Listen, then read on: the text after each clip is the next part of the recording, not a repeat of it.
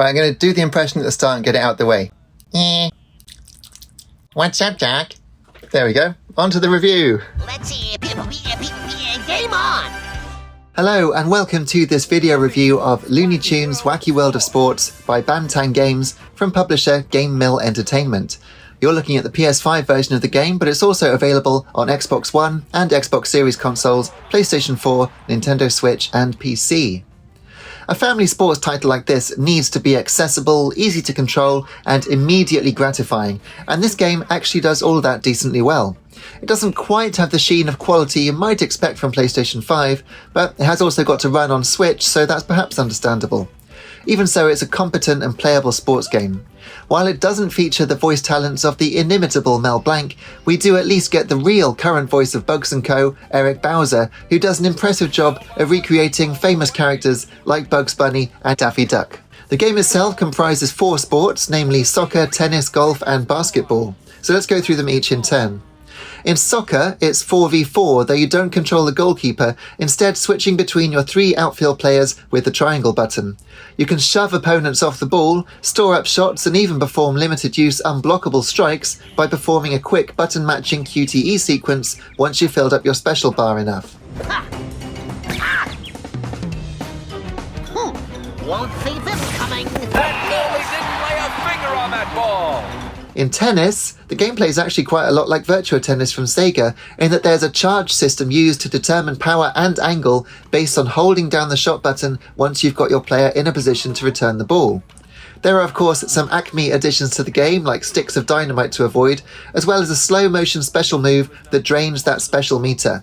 This allows you to slow the ball down and get in a position to return it. Not very realistic of course, but this is a cartoon tie-in. Golf is perhaps the weakest of the 4 sports, and I don't just mean in real life, as it doesn't have the precision or realistic physics of dedicated golf games, even cartoony ones like Everybody's Golf.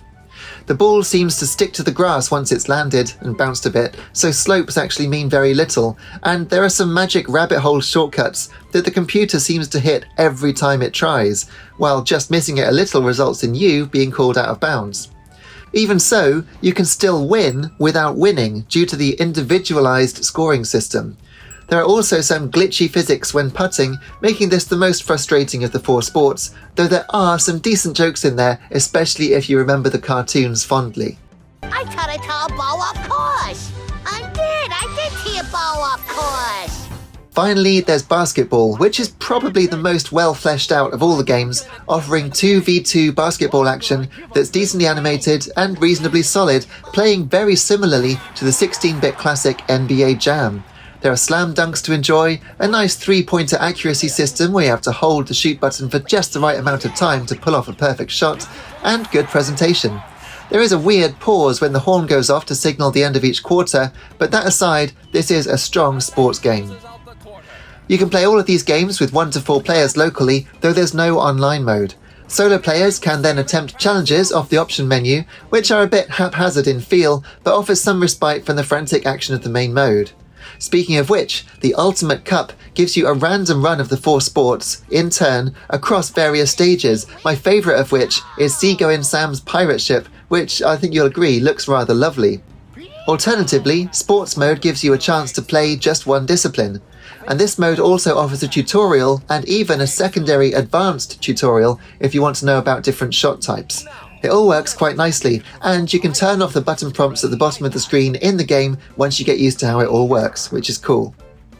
There are some bugs and glitches evident which take some of the shine off, like the basketball bouncing off the court and being unretrievable for a while.